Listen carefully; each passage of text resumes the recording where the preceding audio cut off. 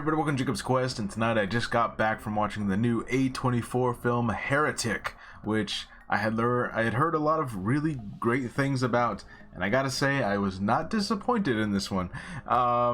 First, I feel like it's important to preface this video by saying this going into this movie talks a lot about religion, theology, ideology, philosophy, stuff like that, right? And it's very specifically about like different types of religion, and there's like these grand speeches, and it's all very interesting stuff. And it's, you know, the movie's kind of trying to make you think while you're watching this horror movie of like really creepy things happening, but also you're like, oh, but that's an interesting point.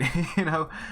So I just need to preface this by saying I did not grow up religious at all, so I do not know the correct terms for a lot of things.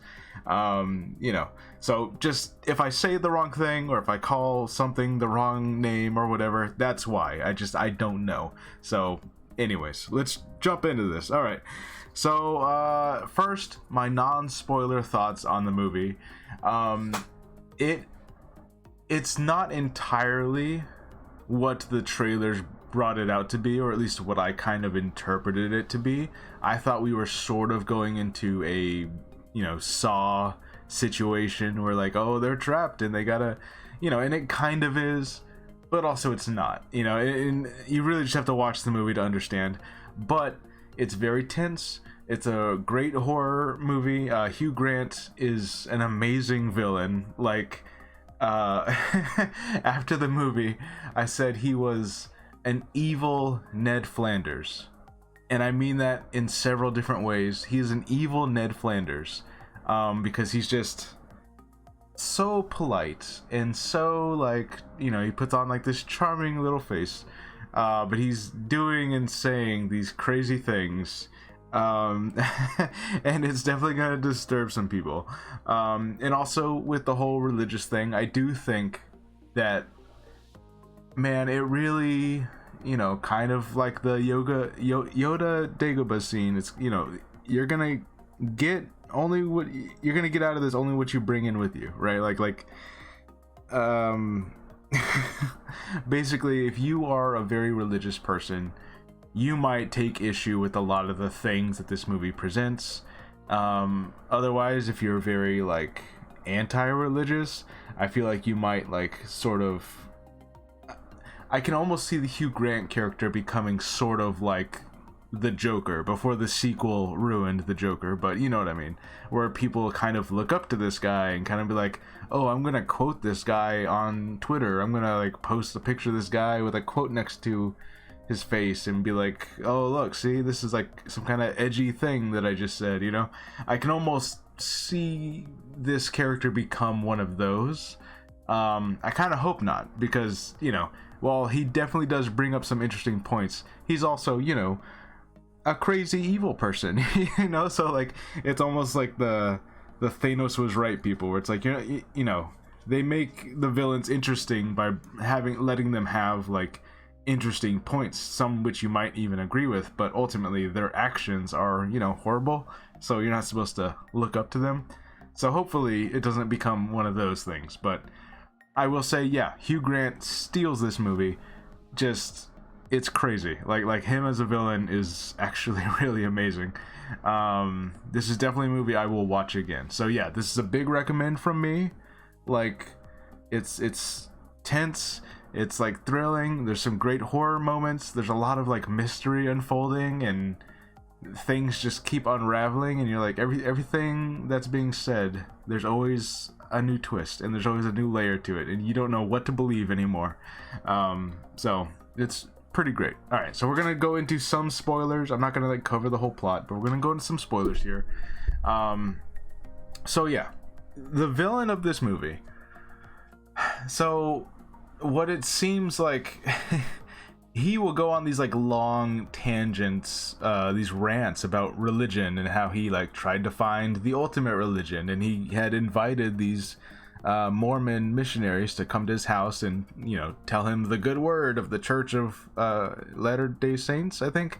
You know, and then he kind of flips the table on them by start preaching to them about all the things that he's learned studying all his life, all these different religions, and basically he goes on these like long rants about how God is not real and religion is just a form of control, and then he starts talking about how, like, you know, there's an amazing scene where he brings up all these like different mythological figures and historical figures who all just kind of coincidentally have very similar sounding origins, you know, and you kind of get that you know, hero with 1,000 faces kind of vibe, you know, where it's like, oh yeah, these religious stories and these texts, they're all kind of repeating each other, and they're all just like variants of one another, and they just change over time. You just change the name and you change the faces to a different culture, and now it's this, you know, and like, you know, so you kind of understand, like, he brings up some really interesting points, and also, you know, as a Star Wars fan, there's a hilarious moment where he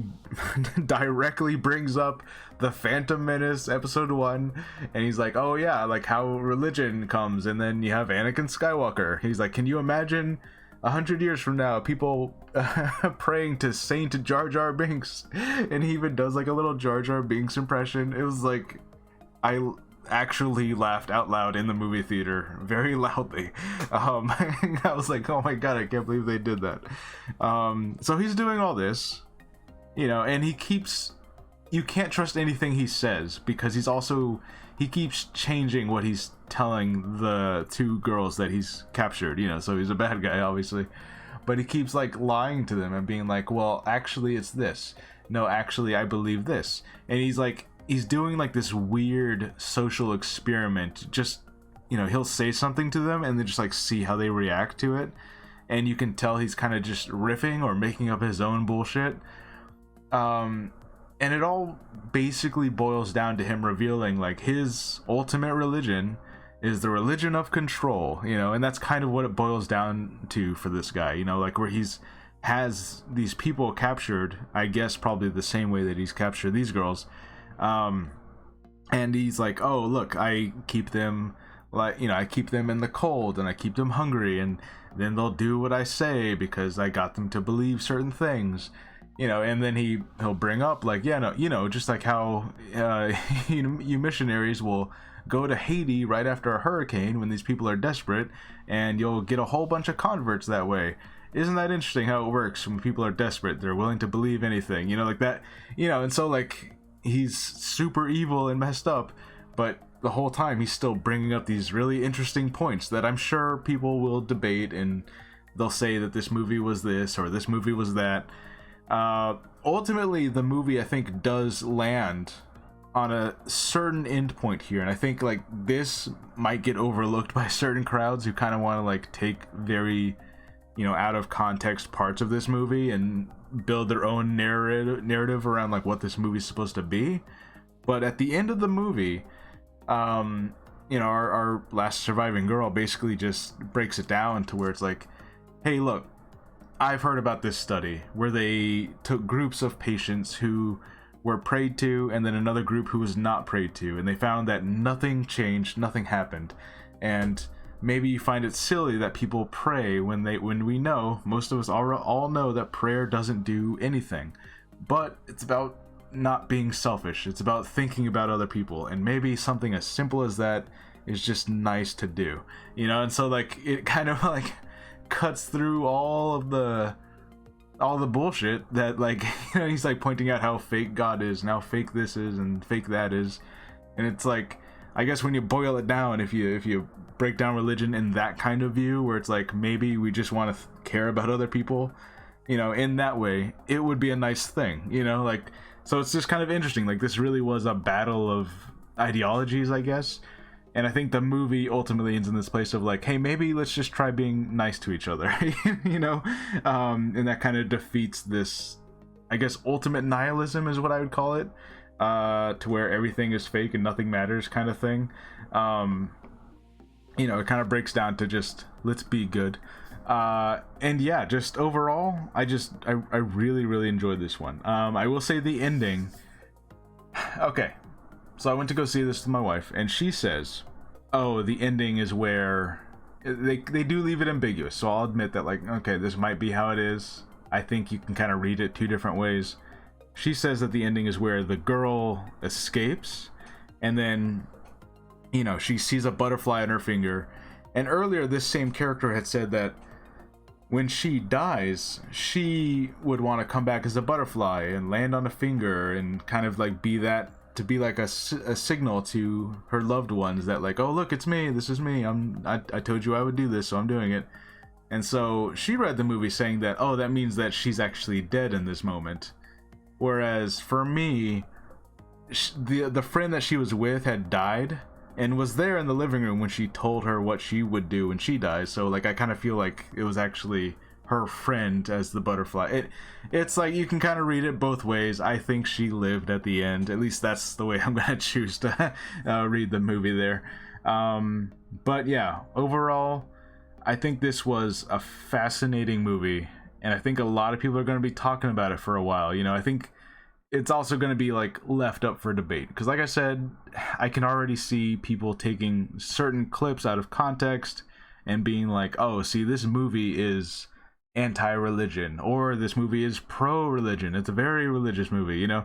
And really, I don't think it's either way. I think it's just trying to get you to ask questions, you know, and maybe break it all down to like, okay, but why do we do this kind of thing, you know? And whether you want to believe it or not believe it, that's for the characters in the movie to argue about, you know, which it's fascinating discussion, right? But yeah, ultimately as a horror movie, I think this was really effective. I think you can still kind of break it down and be like, okay, but, you know, how has he gotten away with this? How did he build that? How did the, you know, kind of your basic Saw trap questions of like, how could you even have the time to build something like this? But yeah, overall, really great, really solid. Recommend to go see Heretic as soon as you can. Just overall, I love this one. This was really, really interesting to me. So anyways, let me know what you guys think, and I'll see you guys later. Bye.